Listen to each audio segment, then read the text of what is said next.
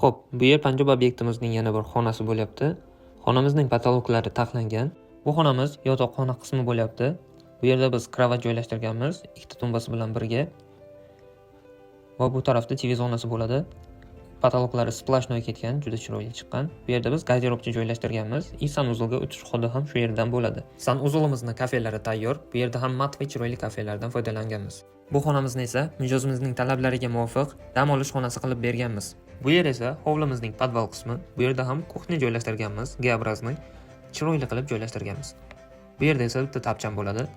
Shkafni o'zida TV joylashtirib ketganmiz. Yonida esa skritli eshik bo'lyapti. Bu xonadan xonaga o'tishda chiroyli yechim bo'ladi.